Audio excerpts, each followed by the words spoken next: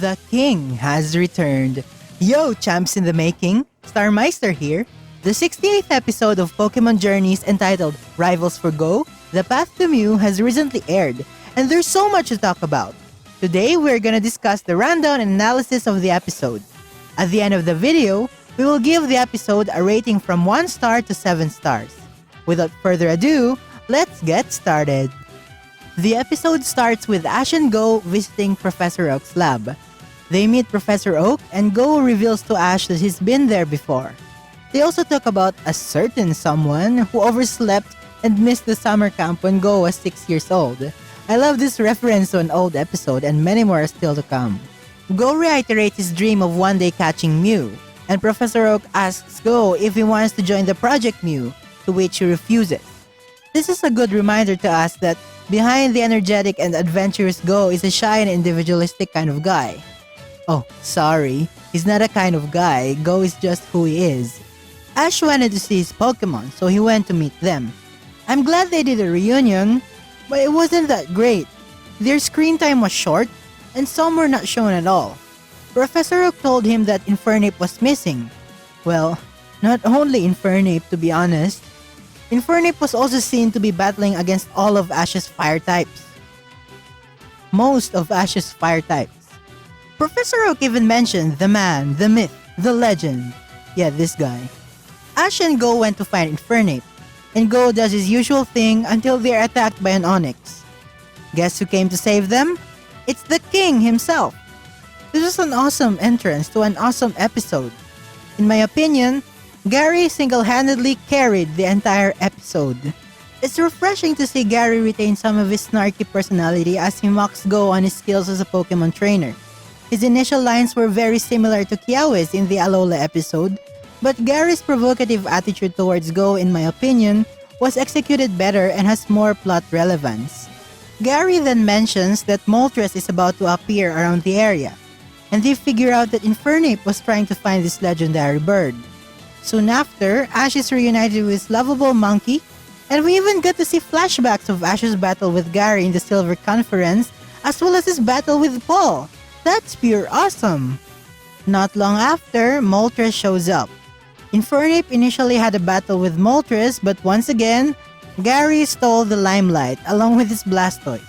The battle was kinda disappointing, and didn't really allow Infernape to shine. But at least, Gary was the focus of the episode.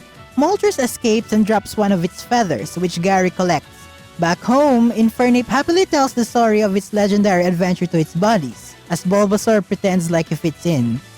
At the end of the episode, Gary was seen talking with Asahi, and reveals that he's taking part in the Project Mew. Gary gives a brief explanation about the trial missions, just enough to entice Go. Gary provokes Go one more time, shakes hands with Ash, and leaves in a cool fashion. Not long after, Go declares that he's gonna join the Project Mew, and a new rivalry is born. The episode was awesome from start to finish, only with a few negative points. First was the screen time of Ash's Pokemon. I don't see the point as to why they didn't bother showing us all of Ash's Pokemon.